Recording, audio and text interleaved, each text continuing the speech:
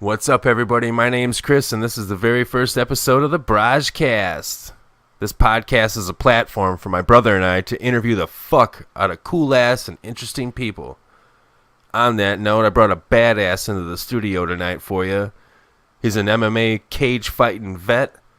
His name is Iron Mike Aeschlimann. I had a bunch of other cool-ass shit I was supposed to say, but after 97 takes, I'm tired of this shit. So fuck it. Let's start the show. BrahjCast commencing in 5, 4, 3, 2, 1. The goal tonight's just going to be to pull those listeners out of the rabbit hole, man, to kind of bring them back to reality, to get them back on that proper path that they've probably fallen off of, listening to kind of the current shit that's being spewed out there in society. We're going to fucking correct that ship, man, and save their candy asses. Your Rudy Poo candy asses. I know. This is show number 1. This is episode 1. How do you feel about that? I'm excited, dude. I'm excited because you and I, we've put in a good month of preparation already, you know? So it's not like we're just fucking flying off the cusp here. We did our research. We got the fucking top equipment.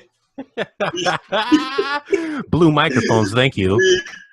We got the team of freaking nerds in the back fucking giving us all the signs. And it's been a work in progress, and it's kind of a relief to finally get this project going. It is. All this anxiety and all this buildup, and then here we are in the fucking studio. And speaking of being in the studio, we got episode 1's first guest. Should we introduce this motherfucker? This motherfucker is an MMA fighter. We got Randy Couture. Wait a minute, but he couldn't be here this evening, so I called Conor McGregor. And that motherfucker's busy too. So we got Iron Mike Aeschlimann, people. Welcome to the show, Mike. What's going on? Mike Aeschlimann, we talked a little bit before the show. General outdoorsman, all-around bad motherfucker. I mean, tell us a little bit about yourself and kind of, like the 5-minute version of your story, and let's see where it can go from there. All right. Just grew up wrestling, my whole life, and not a whole lot to do after high school with that, because I had a couple of injuries and, setbacks and stuff like that. So I wasn't going to college or anything. And I don't know, just working my ass off and fishing and hunting. Yeah. There it is. Iron Mike stepped in the fucking cage. How many times did you step in the cage, brother?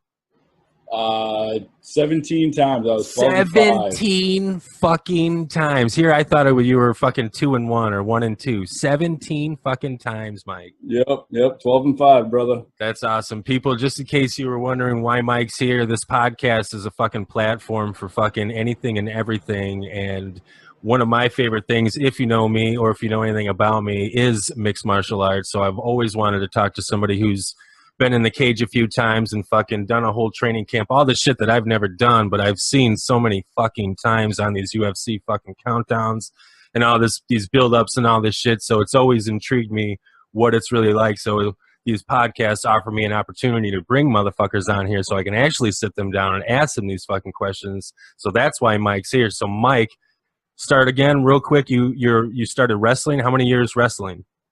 Started when I was like 4, even before kindergarten. Jesus. I'm the youngest of 5 boys, so I've been fighting my whole life, man. Understood. Yeah. That's interesting, dude, because I've done some research, and some of the people I've talked to, there's a thing about being the youngest, like the youngest of brothers, right? You got those older brothers kind of like beating up on you.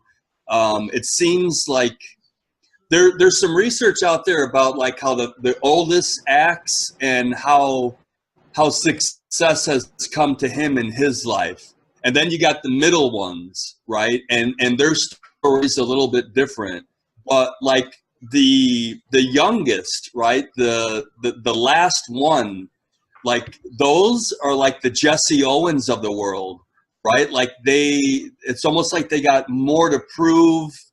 They got a bigger chip on their shoulder. There's a lot of data out there that kind of like backs up that way of thinking that, you know, the youngest one, the biggest one, the biggest stuff to prove has Iron gone. Mike, do you agree with that? Do you agree with what he's saying? I mean, I do. Like, you know, parents do so much with the first kid. You know, they know where they messed up, and then they try to fix that with the second kid. And then with the last one, you know, with me, there's 5 of us. So, like, with the last one, It's just I feel like, fuck it. yeah, dude. I just feel like there was so much, like, I had to be better than everybody else. You know what I mean? I had that much more competition growing up. Like, I have to do better. Well, not really do better in school because I didn't really give a shit about my grades. But. Iron Mike, pause the game real quick. I just thought of something. You said you're the youngest. You're also a twin? Yeah, buddy. So you're the youngest by a couple motherfucking seconds or minutes or what? 3 minutes. 3 minutes. All right. So there's really 2 Iron Mikes out there. Yeah, So, all right. I forgot about that. I don't know about that. There's only one. Yep. So we'll give a little description. I'm a little over 6 foot, like 220 right now. My twin brother is about 6'3", 165, soaking wet, you know, so he's like a string bean. Fucking Mufasa and Scar and shit. Yeah, he's still a scrappy little bastard though. Not gonna lie. Any martial arts? Any other martial arts in your family, brothers? No, I got a nephew in karate though. There you go. Shout out to Awesome. Riker down in Arizona. Awesome. Shout out to Yep. Riker. How old is he? Riker. He is 9. Nice. Perfect age. Get that shit early. The earlier, the better. Yep. I still remember my martial arts training in Taekwondo, and I don't even remember how old I was, but I remember, like, I can still, like, I know I have, like, minimal form. I'm nobody. I'm not trying to say I'm any sort of fucking, you know, Taekwondo master, but I can throw a kick, and I know how to. And I learned that when I was fucking probably, like, what do you think, Denny? Was I, like, 6 or 7? I don't know. How old were you when we were in Taekwondo? Man, I was like 10. Shit. 10 So or then, 11. no, because then I was like 4. That sounds about right when you started. I mean, you put No in a couple shit. years. I did, man. Wow. I don't know. Then maybe I don't know why I think I can throw a kick, but I feel like I can throw a kick, like just because we did that, or maybe it's just because I've seen it so many times on TV now. Just I visualize it so many times. I don't know, but I feel like I remember some of that training, or maybe the confidence that it gave me, or something like that. Breaking Well, dude, through a board when you're 5. It makes. I mean, that is a lot of how I, got my base for MMA. Just watching, hundreds of UFC fights, or going to live fights and just watching how they do submission holds and, different setups for kicks and things like that. And just watching and, before I even thought about training for it, No doubt. And having that wrestler's mentality seems to be in the community. That's like the majority view is that's like the best base to go into martial arts with. But that might be contended now with just having an entire fucking mixed martial arts base, a whole MMA base, because you can train like that now as a kid. Kids are being born that day into a world of just pure MMA, and they're able to train in pure MMA if, when they're fucking 4 or 5, Yeah, there are some gyms here in Wisconsin that offer kids MMA classes. They call them little ninjas. So that's awesome. Yeah, whatever man, they call it, man. I agree with it, man. I just remember the discipline, and it piqued me. It piqued my interest. I don't see what young person it wouldn't. I don't know. But wrestling's the only background. No side classes of fucking jujitsu, I guess, or anything like that. No, not growing up anyway. Growing up, it was just wrestling and football and busting my ass out in the boonies, country boy living. All right. Well, if you don't mind, then take me. What you graduate high school? When do you decide? You know what? I'm gonna fight, and I'm gonna do this. I'm gonna do a real fight in the cage. What age were you? It was the summer I graduated. I went to a fight because one of my older brother's buddies was fighting that night. Just a little tiny show, little like bumfuck town in Wisconsin, you know. And the promoter was walking around, and my brother's buddy who's fighting, you know, was out talking to us and stuff. And the promoter came out and talked to my brother's buddy fighting. And, you know, we had some dude back out, blah, blah, blah. And the promoter's just freaking out about it. You know, can we find somebody for this guy? He came all the way from Indiana. You didn't take a fight that night. Oh, dude, I did. It was awesome. You took a fight that night? Yeah. So I went out to the apparel stand and, you know, bought a pair of shorts, and my buddy had some gloves for me and all this. So, yeah, just took it right there. And this guy looked at you, the promoter looked at you, he's like, hey, you, muscles. you big motherfucker, can you fight? What the fuck? Did he offer you money, or did he just say, hey man, can you fight? I'm in a fucking jam. You know, was he in like a big fucking hurry, or what's up? Well, it was kind of a little bit of both. He's like, you know, I'll give you $100 or whatever if you want to come in. I'm like, you know, straight up, I don't have any training or whatever. I know how to throw a punch. I'm a wrestler, you know, but that's all you need. I'm down, you know. Confident as fuck.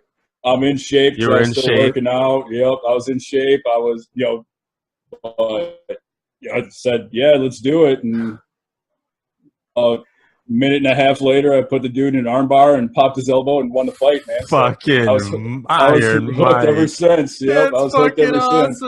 Just go there to be a fan and decide to fucking pop a dude's arm out that night. Yeah, right. That's awesome. Yeah, man. Just threw a couple punches and like came up with a setup. You know, went towards the head. He crossed his arms, you know, covering up, and I hit him with a really good body shot and curled him over. And after that, I just took him down, popped him a couple times, and he was like pushing away on me with his arm. So I just whipped him up in an armbar. Gave it to you. He didn't tap, yeah, man. So then game over, minute and a half in. Like, Mike, you said you went to the apparel stand. They don't sell fucking mouth guards at these fucking bumfuck shows. What the fuck were you wearing in your mouth? Yeah. Your tongue? Nothing? What mouth guard? Oh my God, Mike, that's fucking awesome. How much did this dude weigh? Did he weigh 140 pounds or what?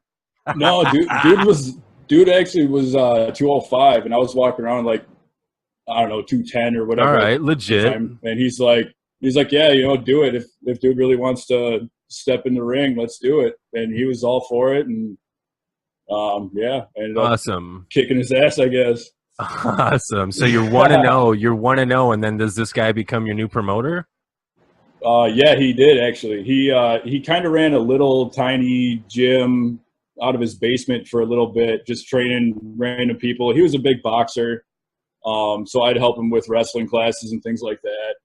Where was this, Mike? It started out in Oregon, and then he moved to Edgerton.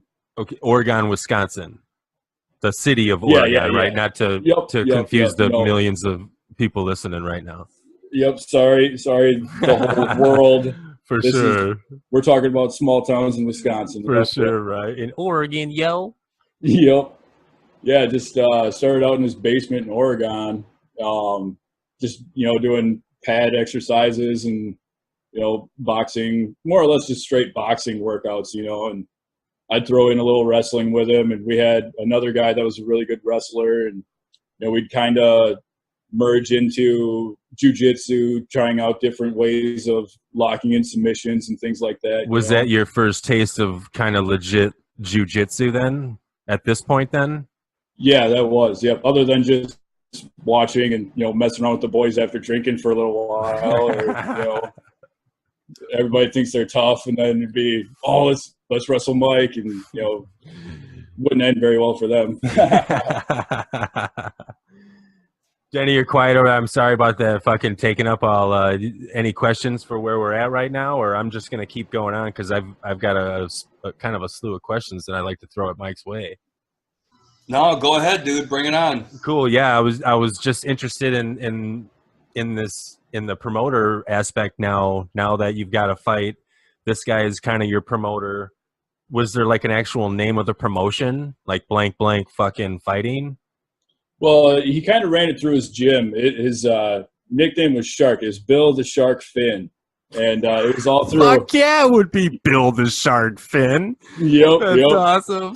So he kind of ran his own deal with, Shark Bite MMA was his gym, and that was also the promotion. All right. But he did a lot of work with Madtown Throwdown and I've heard of that. Fight Night. Yep, that's the one in Madison. That seems to be one of the more popular ones then, the Madtown Throwdown.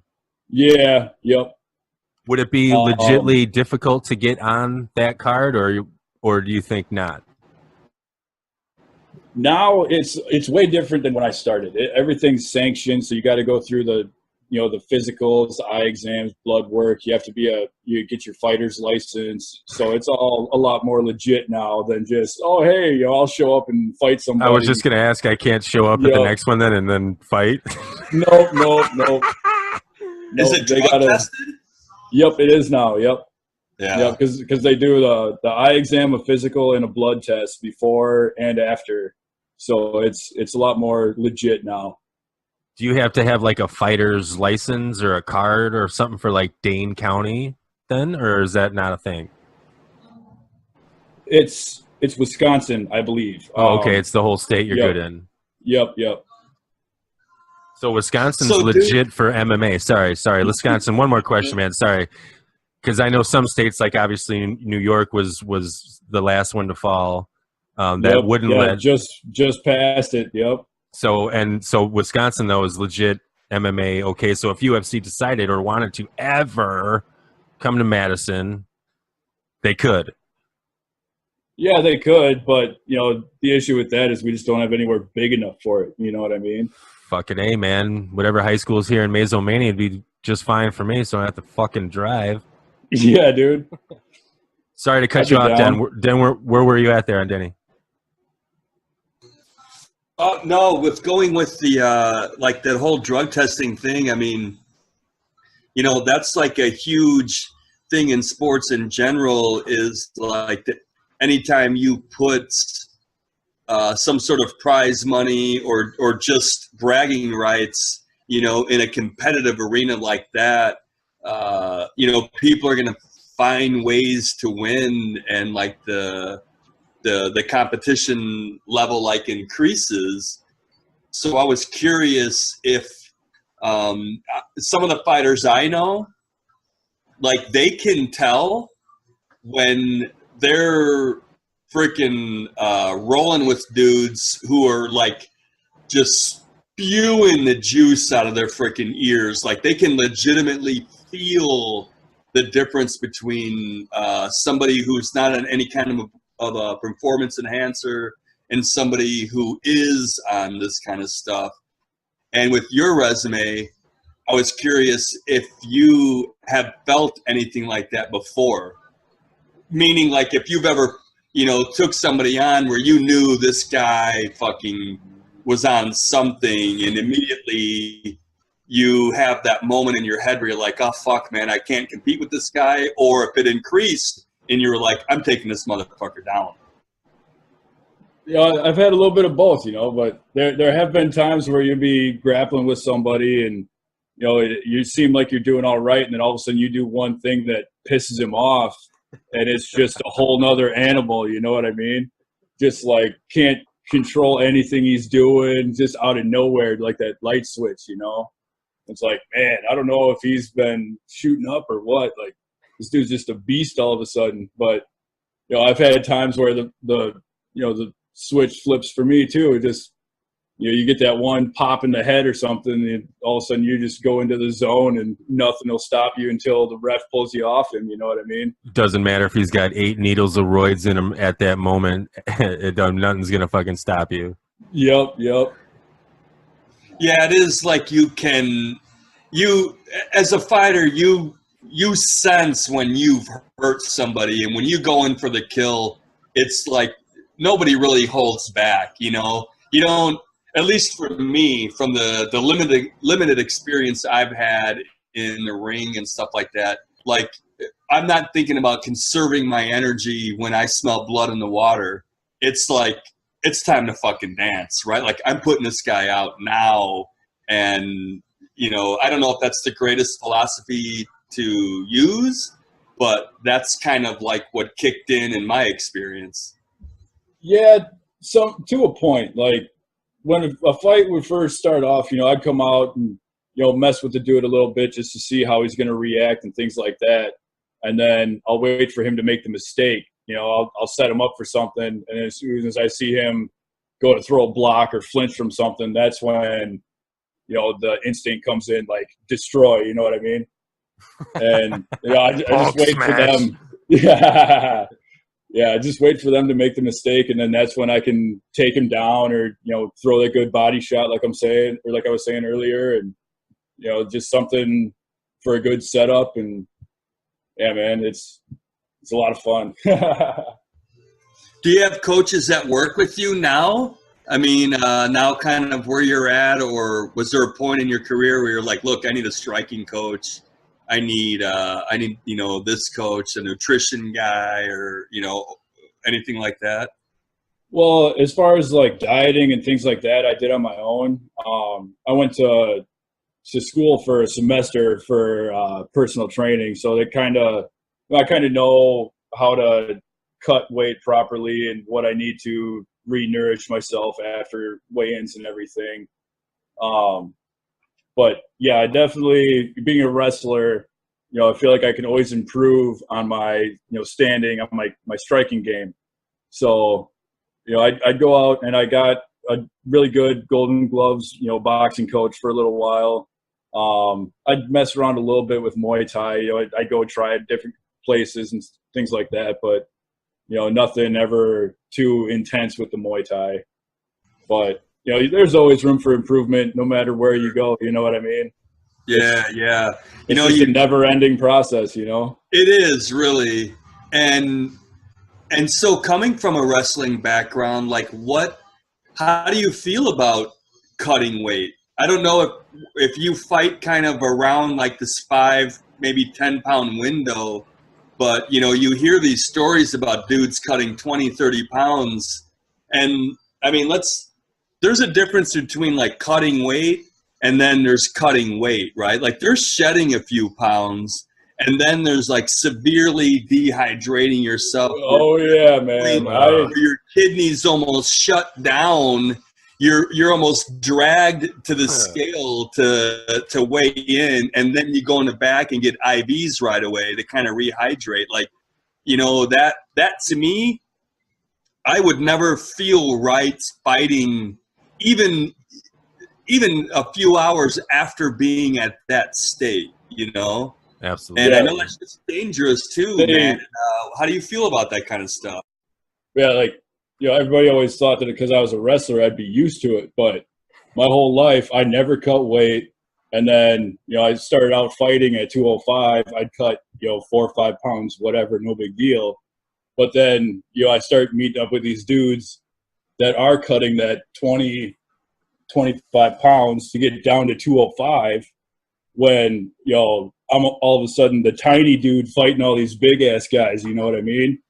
Seems you want to be the big dude, huh? So then that's when I decided to make the cut down to 85. And, that's when I was making those 20, 25 pound cuts, and just not fun at all, And depending on how much notice I would give, or I would be given for fights, that's kind of based on my cut, because sometimes I'd take it on a week and I'd have to cut 15, 20 pounds. And that's when you get into that unhealthy, just madness cuts, total body annihilation, just can't move, can't do anything. And as soon as you weigh in, you're drinking a gallon of Pedialyte and, just all kinds of stuff. Most of the people who probably are going to listen to this, like, they'll never do that in their life. So, I mean, I've heard of people cutting weight, but to try and cut that in a week, like, walk people through, in a few minutes of what that's like the drastic measures that was taken, meaning, like, did you limit your food? Did you quit drinking water entirely, or any kind of liquid? Right. All those kind of things. Like, just give them a perspective of the measures that are taken to cut that kind of weight in that kind of time. Yeah, the fight's on Saturday. You get the call on Monday morning. Start there. Man, all right. So I would pretty much cut all big proteins out, no sugars, no fats. I might have like one Mountain Dew in the morning just to wake up and get going. But other than that, it was like veggies, just leafy greens, and then I'd be chewing up ice cubes because, that just empty calories, Just to like chew. Your body has to work to break that down, but you're not taking anything in from it. So it's more or less just overworking your body, overworking and under, nutrients that just how you cut the weight down so quick like that. And then, it's working out for an hour and a half and then going to work, fucking busting your ass all day at work. I was doing carpentry and farming at the time, so I'd be out baling hay. I haven't eaten for like a week. Jesus fucking Christ. Just sweating, like, yeah, dude, it's terrible. So, you get up and do light weights or something in the morning, nothing too crazy because you're not trying to put size on while you're cutting. You're just trying to burn calories. So you're going like 5 sets at 25 reps, just going. And then go to work, doing the construction gig all day. And then at night I do either some kind of, training, whether it was boxing or wrestling or whatever, followed by about 45 minutes of cardio. Then you go and sit in the sauna with, your sauna suit and sweatsuits on for half hour at a time. Where's that at? Because there's no UFC fucking, superplexes that Conor McGregor's training at right now, Nope. Where's that at the Y? Yeah, just whatever gym I was at the time. I bounced around between like Harbor Athletic Club and Princeton Club and, just all kinds of gyms that were in the town. And my buddy of mine even ran a gym here in Mazo that I was at for a long time, Iron Horse Fitness. Nice. Big shout out. Yep. And so to lose 25, to lose 20 in a week, does it come off 3 pounds a day, or does it come off 10 pounds? Then fucking it drags the last, or does it? Oh yeah. The first 2 days it's like 10, 12 pounds. The shit's easy. 2 days. The first 2 days it's like 12 pounds. Like, all right, I might be doing all right. Maybe I can have a snack, and all of a sudden you're back up like 4 pounds. Like, God damn it! So you got to bust your ass even more for that, But the last 2-3 days, you're fighting your cortisol. You're fighting your body telling you, look, whatever you're trying to do, fuck this. Stop that shit now. Yeah. So your body just latches on to every little thing you put in your body, so that makes sense. Yep. One M&M's going to put on half a pound. You know what I mean? So, but yeah, the first, 2 days you're busting your ass, sweating it out a little bit. You're not hitting the sauna too crazy, too early. You want to keep some water in you. That way you're not cramping up all day long and, while you're trying to work out and burn some actual calories versus just water weight, you know what I mean? But then as the week goes on, that's when you start cutting back on just everything in general, drinking nothing but distilled water and chewing on ice cubes, and that's when you do go and sit in the sauna and you get to the point where you don't even like sweat anymore. You're sitting in a 110-degree room with 3 layers of sweatsuits on, and you come out and you're still bone dry. It's like, all right, this is not good, So little tricks of the trade, you start throwing, sunflower seeds in. You're not chewing on anything but like the salt to help you salivate, just like spitting into a cup or even throwing a chew in. Do you even fucking sleep when you get all fucking... I would be grumpy as shit. You know what I'm saying? How do you even, I would assume you have to get sleep. Do you agree with that, Denny? Hangry is a very real term when you're cutting weight, man. You want to kill everyone.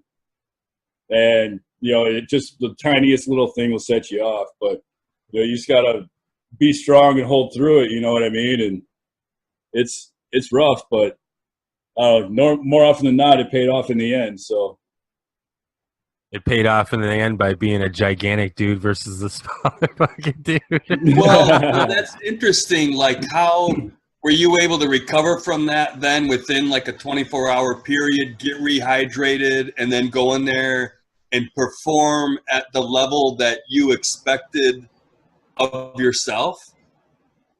You know what I mean? I mean, to a point, but you're never 100% after that. You know what I mean? You need time to recover. That's not just an overnight recovery, but I'd say I was at least 80, 85% there. I was a fairly big dude, so I feel like I could recover pretty quickly.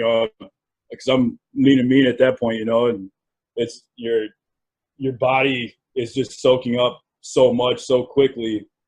Because if you do it right, carbo load in small amounts, like you eat, small meal portions every 2 hours, and like I would just mix up a gallon of Pedialyte and then a gallon of chocolate milk protein shake, man. Just like sip on that for the whole night. Yeah, and then just spaghetti and meatballs, whatever kind of pasta you can get your hands on. Just slowly eat, and just let your body do its thing, and hopefully, you can feel good and get some rest for the night and go to war the next day. Fucking A. All right, Mike. So we've lost the weight. Where are we weighing in now with this guy? This guy, your promotion that you're in now. Where are we weighing in? Is it a bar? Is it a conference room at a hotel? I've had both. We've been at the bar. We've gone to hotels. We've had them in. Like I had a couple fights down at the rave, and we just had them in back rooms at the rave, Fucking A. Yeah, dude, it's whatever's close and can bring some people in, because there's always an audience there too, and yeah. Have you ever seen anybody that's cut too much weight? Has it ever happened? Someone's just there and they just look fucked up. I mean, you definitely get some zombies coming in to step on the scale, man. And I've never done the IV thing, but I've seen people do it, and it just the whole, that could be an unsterile needle. Like, I'm not even messing with it. You know what I mean? Understood. Yeah. Well, especially back in the day. Now it's all sanctioned and everything, so it's probably a little better, a little cleaner, stuff like that. But back then, I'm not messing with anything that I'm not putting in my body myself. You know what I mean? There you go. Yeah. Not to back it up real quick, but I had a point there that you had made that I wanted to go back on. You said basically you'd get a call and fight a dude in a week. So you probably, it's not like the UFC, so where you have a lot of guys where you can get a lot of footage on, like you really don't know a whole lot about your opponent.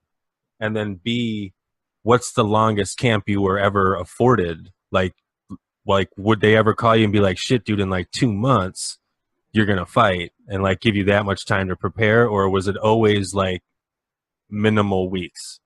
A lot of them were like a week and a half to 2 weeks advance. I fought on like a month and a half. That's not bad. That's nice, so huh? Yeah. So you can just slowly lose the weight and keep working out, doing your thing, and just lose it as it goes off, not just the next day. It's got to be gone. The way nature intended you to. Yeah. So you have time to clean up your diet and adjust, and your body will stay physically prepared better, and you're not constantly sore the whole time you're cutting weight. And but the majority of your fights, Mike, you had 17 you took basically on just, we'll say, 2 weeks average notice. Yeah, probably 3 weeks tops. Is that where we're at? About 3 weeks notice. And then back to the other part. Did you ever really get to know like your opponent, like about him? Yeah, not a ton, because everything's non-sanctioned and everything, so nobody really has video crews there putting everything on YouTube like they do now. But I'd go and do a little bit of creeping as much as I could on Facebook or whatever, see if they post a fight, or try to look them up on YouTube and see see if they were in wrestling, or what kind of style fighter they are. And there you go. try to get as much info as I could, but got to. Small up and coming fighters, even like myself, I didn't have much out there. Maybe a couple pictures, and people knew I was a wrestler because I did all right. But other than that, nobody knew anything about me except for word of mouth. There's no actual fight footage that we could find on YouTube, unfortunately. There might be a few up, but I haven't posted anything up there. But I'm sure we'll find by it now. Yeah, I'm sure by now there's a fight or two up there somewhere. Cool. Hey, all right, bring it. I'm gonna bring it back into the weigh-ins because I wanted to ask one more question about that, and then give it to my brother in case he wanted to ask something. But real quick, what did you weigh in again? Did you have to weigh in at 205? Is that the weight you were going for? Well, I started at 205, and that's when I was fighting all the big bastards, cutting down from like 230, you know what I mean? So right. That's when I made the cut down to 185, and that's when all the misery happened. Right, because weight and all that, So if you had to get on the scale at 185, what allowance did they give you in weight was my real question then? Like a pound? Well, yeah, you could be technically 189.9 or 185.9 or whatever it was, 186 if they're nice about it. But there'd be certain promoters that would have different penalties if you were overweight. So they'd be like, if you're a pound overweight, you lose $50 out of your prize money, or some of them so you only make $10 then? Yeah, right. Just talking shit. Yeah, dude. So, well, I mean, if you're 5-6 pounds overweight, you're losing $200-$400, man. And a lot of times they were just a 2-2 fight. You get 200 for making weight, and then another 200 for winning. So you could either make $200 for making weight. And then, I guess if, you're 4 pounds overweight, $50 a pound, you're fighting for free, man. Ugh, you know what I mean? Unless you win the fight and win that other 200, then you're fighting for free. So depending on what promotion you're fighting for, there's different incentives and penalties for making weight. So it's, pretty serious most of the time. There were some that's just, yeah, man, come show up and fight, whatever, where I didn't even weigh in. They just took the word, and they didn't really care that much. Yeah, he's 145. I have had a couple people come up to me, 185 my ass, because I'm not a small guy. But you don't look like it, no. Right, and it's legit. I would be 185, but it's, I don't know. It still happens. People don't believe it, but it's true, man. Denny, anything to ask about the weigh-ins before I kind of jump into actually getting into the fight day and fucking walking out to that cage? With listening to what Mike's saying, I'm reminded of another Iron Mike, right? Tyson. Mike Tyson. Yeah. At the beginning of his career, he took like a fight a month to get to, the kind of record that he had backing him up when he was getting these title shots. And there's something to be said. Like if you're training hard and you're ready, you could almost feel like you can take a fight on the spot, man. Like you're fucking there. And I think that is a testament, Mike, to like your attitude and your work ethic to be able to do those kind of things. Because I think now it's, when you get up in the big time, it's such a big show and a promotion, and even this Conor McGregor Mayweather thing, it's like they're going on tour just to fucking hype something, and it's easy to get lost in all of that when like the reality, like the primalness of fighting itself, is, what, me and you after school on the fucking playground, man. There is no training, there is no fucking, or I shouldn't say that, there's training, but there is no preparation for your there's no weight classes back then, right. It's like, let's fucking go right now.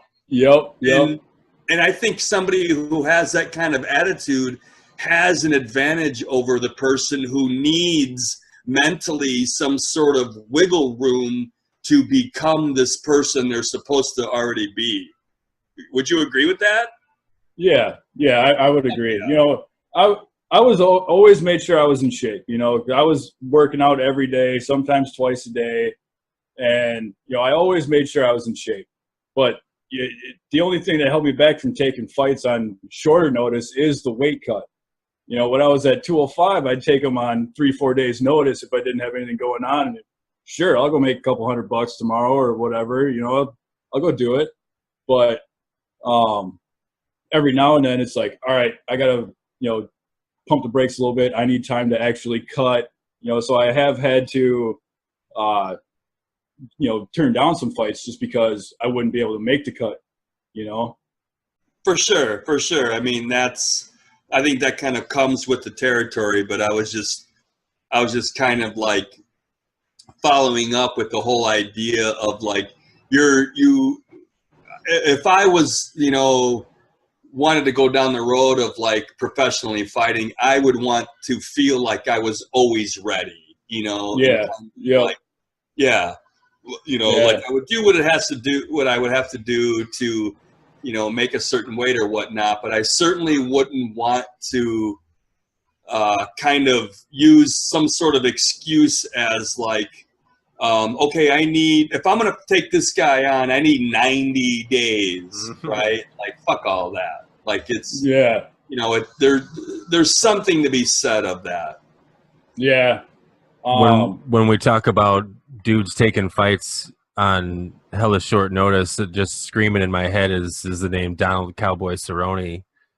That motherfucker, I think he set some sort of record. He fought it like 8 times in 1 year or something like that. Like just show after show, and just was always in shape. Always was just in shape in camp. Always down as fuck. It didn't matter who was in front of him. Always put on a good show. But I couldn't believe it because, you know, some other dudes, including the champs even, I mean, the champs fight like once a year. Besides my boy C-Mac, he'll fight anytime, anywhere, and I believe that.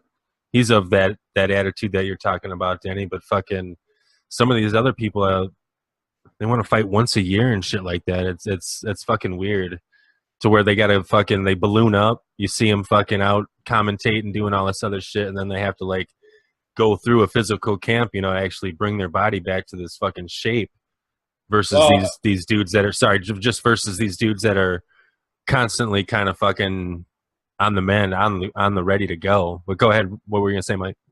That's because, you know, once you're the champ, you no longer need to prove yourself and no longer need to keep your name relevant. Everybody knows you now. You know, you don't have to take fight after fight after fight. You're waiting for people to challenge you now. You're not the challenger anymore, you know? I can agree with that. I've never been the champ of the UFC, so I don't know, but I can, heard that, brother. But you hear them all in plenty of interviews. So, I mean, we hear them say firsthand, it's usually the climb where you're all fucking hungry and shit. And then it's just the few that can stay motivated and defend that belt for 10 fucking years. Like, fucking Silva and Barral. And the wolf climbing the mountain is hungrier than the wolf on top. I believe that. That seems extremely logical. That's just my view on it, you know, but I could be wrong. I don't know. I think we're 3 for 3 here. We're all in agreement, so that must mean we're right. So, Mike, right. Mike, it's fucking fight day. Do you fight on Saturdays usually? I fought on Fridays and Saturdays. But it's basically those days. Okay, so it's fight day. What's the average amount of fights on a card that you're on? I've had anywhere from 6 fights to almost 20 fights. Damn, Kumite style. Shit. Yep. Nice. Yep. And it's straight up octagon. It's just like if you were going to see a UFC, or was it ever in like a different size ring? I've had some in boxing rings, and I've had some in the cage. Yep. Nice. Yep. All right, so it's day of. You usually fight at night, obviously, late at night. Are you fucking nervous as fuck? Or I guess, all right, and this is now after you've had 17 fights. Are you nervous as fuck now, or are you pretty chill with what's about to happen? Well, it's not bad until you're there getting your hands wrapped. You know, that's when it starts to kick in a little bit. But throughout the day, I just kind of did whatever, you know, whether we went to some other city like, you know, Milwaukee or Green Bay for a fight, we'd be walking around town, just, like I said, you know, trying to get some food, some fluids to get back in, and Just be normal. Yeah, just taking it slow, and then once you start to hit that point, you get to the arena, and that's when it you start to notice a little bit. You go in and check out the cage and do a couple laps and kind of bounce around in it for a little bit, and you start to get your blood flowing a little bit, but nothing too crazy yet. You're still in that chill stage, just kind of taking it all in. Absolutely. Are all the cages, the mats, and everything are all relatively the same, or have you ever been on one that was pretty fucking janky? I've been on a few that probably wouldn't meet UFC standards, that's for sure. Fucking just nails and shit. More or less just like a 2-inch foam pad on top of like plywood, and some of them even had like a tarp on top of them, just like haggard, wannabe cage setups. But there's a few that were pretty decent, nice, floor and everything, and not a super hard rock of a mat, when you hit the mat. I would imagine it's different. I hear, again, I don't know, but I hear that Joe Rogan has commentated a lot about the fucking mat being really stiff or whatnot, and that's why you see a lot of these guys in the UFC that when they're done with the fight, their knees are all fucking marked up because they're trying to shoot and they're not used to the burn or something like that he was describing it as. And I never noticed it until he pointed it out, and now I always see it. It's like, shit, ouch. Yep. But that's one of those things you don't notice while you're, in the moment. That's one of those, you stop for a second and you either celebrate or you're, pissed off because you lost. But, that's one of those next day things, or once your heart rate slows down, you're still dripping sweat. It's like, oh, what's burning on my knee, and myself. All right, Mike. So fucking you've done your laps around. You're mentally prepared. You're getting wrapped.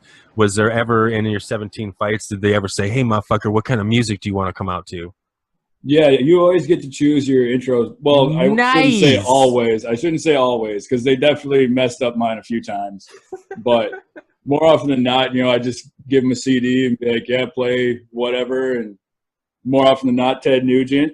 There you go. Which song? Which song? Stranglehold. Strangle fucking hold. Of course it is. Stranglehold, yep. Otherwise, it was Halo by Machine Head. That was the one I used a lot too. Yep. So the music's going. Fucking pyrotechnics are fucking going off. Fire's going through the air. You fucking walk out, or do you run out to the cage? I walk out, man. I wait till a certain point in the song, and when the music drops, that's when you just make your entrance, and you got all your boys behind you, your coach, and I always had a couple of my brothers with me and 4 or 5 of my buddies walking down with me. And feeling invincible. Oh, yeah, dude. Nothing's going to touch you. But it's almost to a point where you get tunnel vision as you're walking up. Like, you can't hear anything. You can't see anything but the door of the cage, I think my brother would agree with me. That's being fucking peaking right there. Peaking in the moment. Yeah, it is, man. Walk out is huge. It's almost like if you run out, like the Ultimate Warrior, and go fucking doing all that crazy shit, like it's almost a sign of weakness, right? Like you walk out like you're setting the tone right there to your opponent. Like, I don't need to rush to go out there and whoop the fuck out of you. Like, I'm ready. I'm going to take my time and slowly fucking make my way to build up that fucking anticipation. Yep. Yeah, man. It just kind of letting him know that you're on your way. Let him think about it a little bit, instead of just bursting in there right away. Let him watch me and my boys come up, and be like, all right, it's on, man.